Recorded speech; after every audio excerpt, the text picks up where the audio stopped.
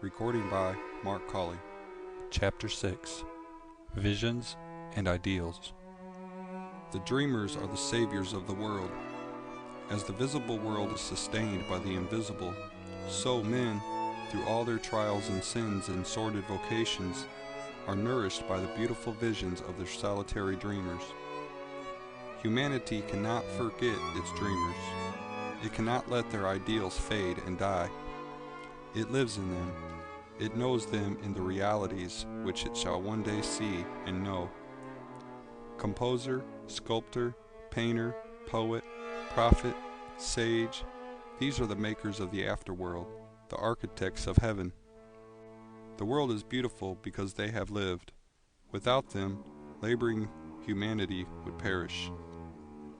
He who cherishes a beautiful vision, a lofty ideal in his heart, will one day realize it. Columbus cherished a vision of another world, and he discovered it. Copernicus fostered the vision of multiplicity of worlds in a wider universe, and he revealed it. Buddha beheld the vision of a spiritual world of stainless beauty and perfect peace, and he entered into it. Cherish your visions.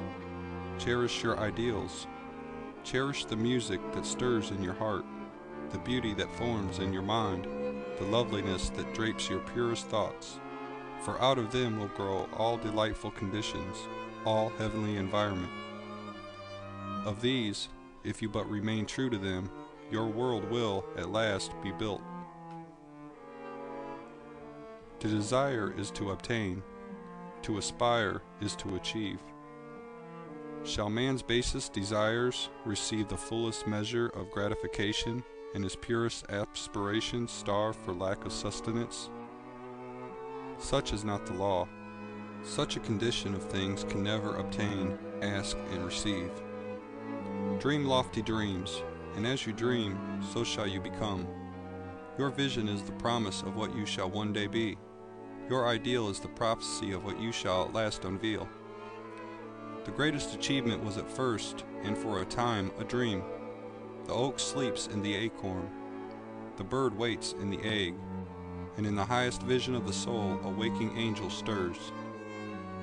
Dreams are the seedlings of realities.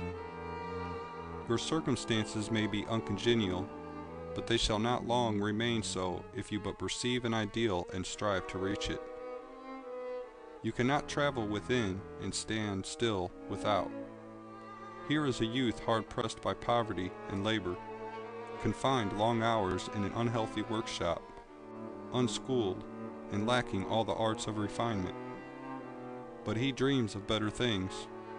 He thinks of intelligence, of refinement, of grace and beauty. He conceives of, mentally builds up, an ideal condition of life. The vision of a wider liberty and a larger scope takes possession of him. Unrest urges him to take action, and he utilizes all his spare time and means, small though they are, to the development of his latent powers and resources. Very soon so altered has his mind become that the workshop can no longer hold him. It has become so out of harmony with his mentality that it falls out of his life as a garment is cast aside. And, with the growth of opportunities which fit the scope of his expanding powers, he passes out of it forever. Years later we see this youth as a full-grown man. We find him a master of certain forces of the mind which he wields with worldwide influence and almost unequaled power.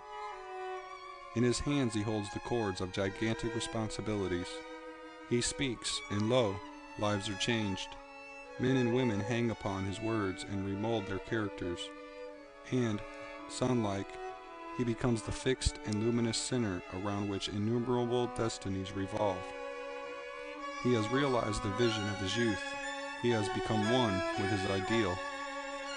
And you too, youthful reader, will realize the vision, not the idle wish, of your heart, be it base or beautiful, or a mixture of both, for you will always gravitate toward that which you secretly most love. Into your hands will be placed the exact results of your own thoughts. You will receive that which you earn, no more, no less.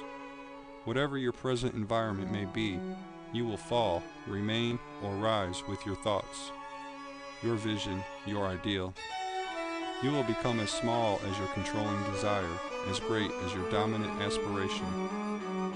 In the beautiful words of Stanton Kirkham Davis, you may be keeping accounts, and presently you shall walk out of the door that for so long has seemed to you the barrier of your ideals, and shall find yourself before an audience, the pen still behind your ear, the ink stains on your fingers, and then and there shall pour out the torrent of your inspiration.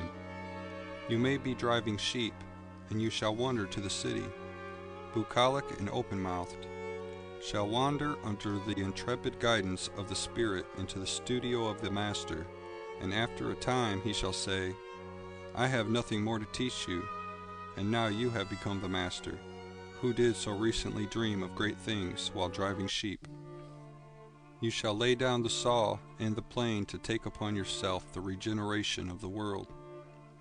The thoughtless, the ignorant, and the indolent, seeing only the apparent effects of things and not the things themselves, talk of luck, of fortune, and chance. Seeing a man grow rich, they say, how lucky he is. Observing another become intellectual, they exclaim, how highly favored he is. And noting the saintly character and wide influence of another, they remark, how chance aids him at every turn. They do not see the trials and failures and struggles which these men have voluntarily encountered in order to gain their experience. They have no knowledge of the sacrifices they have made, of the undaunted efforts they have put forth, of the faith they have exercised, that they might overcome the apparently insurmountable and realize the vision of their heart. They do not know the darkness and the heartaches. They only see the light and joy and call it luck. Do not see the long and arduous journey, but only behold the pleasant goal and call it good fortune. Do not understand the process, but only perceive the result and call it chance. In all human affairs there are efforts, and there are results, and the strength of the effort is the measure of the result. Chance is not. Gifts, powers, materials, intellectual, and spiritual possessions are the fruits of effort. They are thoughts completed, objects accomplished, visions realized.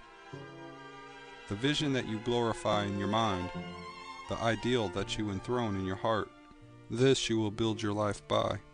This you will become.